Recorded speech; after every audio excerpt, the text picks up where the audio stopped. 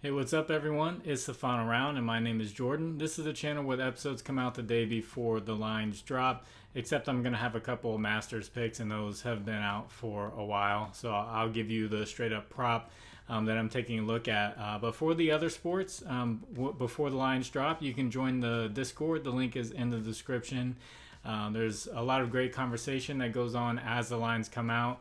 A lot of people bring their own research and perspective, and I think it'd be great if you joined the Discord and brought your perspective to just keep the community growing, because like I say, it's us against the bookies.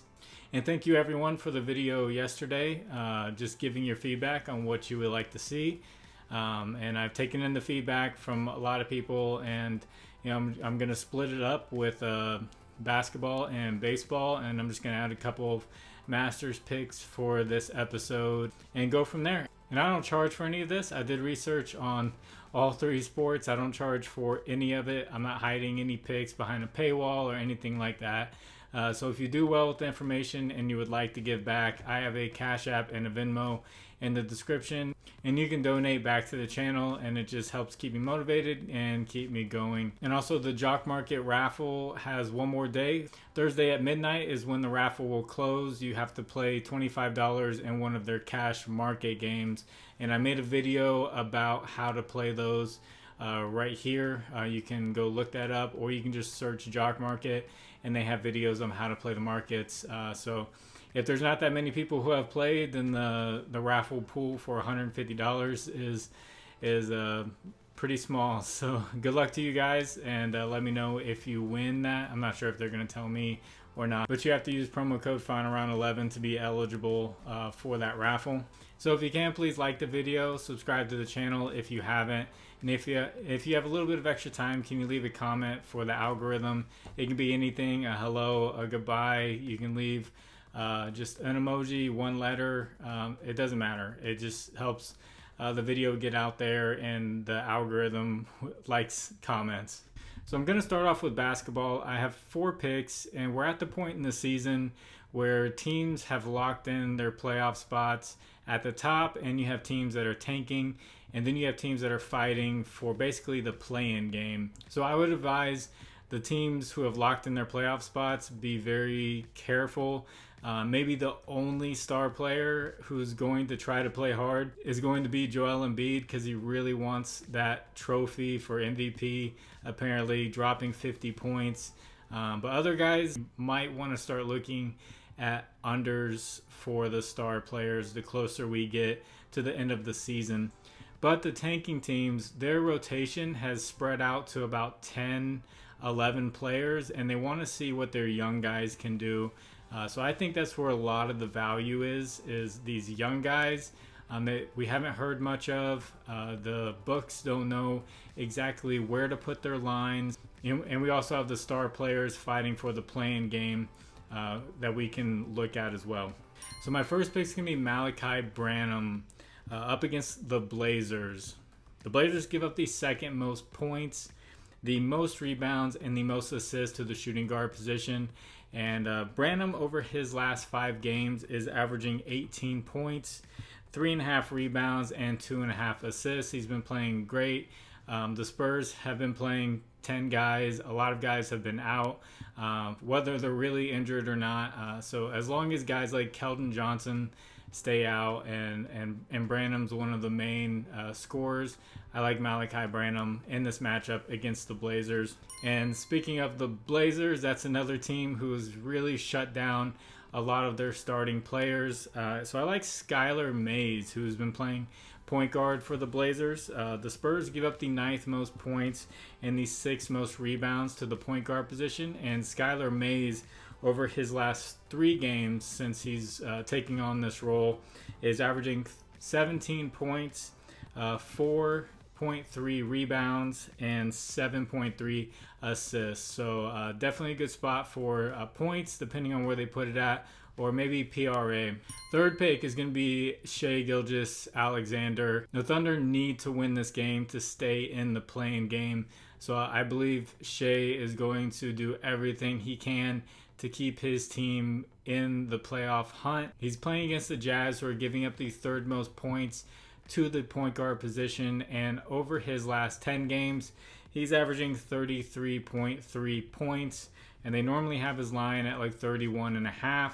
And to go with that, he's averaging 5 rebounds and 4.5 assists.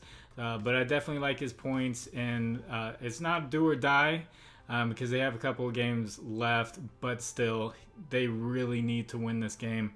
Fourth pick's going to be another young guy on a team that's playing 10 players. It's Ochai Agbaji. This is only if Lauri Markkanen is out. When Lauri Markkanen comes in for the Jazz, he takes a ton of the volume away from all the other players.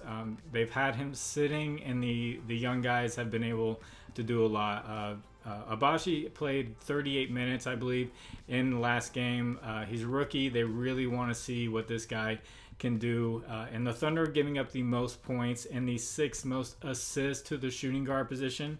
And over his last 5 games, he's averaging 14.5 points, 3.5 rebounds, and 2 assists. So a good spot for points and possibly assists, depending on where they put that line at. 4 points. So now I'm going to move into my 4 picks for the MLB. I like Matt Chapman of the Blue Jays. Right now he's batting .533 on the season. He's got 19 at-bats, 11 hits, and 5 doubles. And he's going up against the pitcher Jordan Lyles, who he has had success against in the past. He's had 21 at-bats against him, 9 hits, 5 home runs, and he's batted .429. So he's hot, and he's playing against a pitcher who he has played well against in the past. And the second pick is going to be Will Smith of the Dodgers. I wasn't able to get a stat for Will Smith because the name is so generic. I'm sorry if your name is Will Smith and you're watching. I think it's a great name. But on the season, he's batting .421 with 19 at-bats, 8 hits, 3 home runs, and 10 RBIs. And he's got a matchup against Merrill Kelly, who he's had success with in the past. He's had 22 at-bats against him, 7 hits with an average of .318. And on the same team, my third pick is going to be Freddie Freeman. He's batting .381 on the season with 21 at-bats and 8 hits. And he's going against Merrill Kelly. He's also had success against him in the past. He's hitting .333 against Kelly with 18 at-bats and 6 hits. So if you don't want to take these guys, Kelly's got a terrible matchup up against the Dodgers if you want to go over on earned runs or on hits. And my fourth base is going to be Lance Lynn of the White Sox versus the Giants. The Giants are striking out the most this season. They're striking out 12.5 times a game, and I understand that means bullpen time as well, and not just versus the starters, but still they're striking out a lot. And Lynn has had 1 start this season. He played against the Astros. He pitched 3.18 ERA, and he got 7 strikeouts in that game against the Astros. And he played the Giants last year, and he got 5 strikeouts. They look to be a lot worse than they were last year. So hopefully we can get a strikeout line at, if it's 4.5, I think that's amazing. If it's 5.5, I think that's good. And now I have 2 Masters picks for you guys. I like Rory McIlroy versus Brooks Koepka. On the birdies or better, I like his over. The last 9 years for Rory McIlroy, he's finished in the top 10 7 times at the Masters. And Koepka's got to the top 10 2 times in the past 7 years. He didn't make the cut last year, and the year before he tied for 60th. So I think this is a really good matchup to take McIlroy over birdies or better against Koepka. And my second pick for the Masters is going to be Tiger Woods. Tiger, ever since his car accident, and I've watched him, and I do watch golf whenever it's mostly the majors. He starts off really well in round 1, and then as the rounds go on, he seems to struggle more and more, and it's probably that hip. But last year in round 1, he hit 71 strokes, which was a -1 under par. And then he went +1 round 2, and then he went +7, and then he went +13. So he just got worse and worse. So I don't hate the under on that. And they also have, for birdies or better, they have him up against Phil Mickelson, who's joined the Live League. But I feel like this is just kind of a nostalgia matchup, Tiger versus Phil. So I like Tiger for the birdies or better. I don't think Phil is on the same level as Tiger is right now in their careers, especially for that first round, where I think Tiger is going to play well. So those are my 10 picks of multiple sports.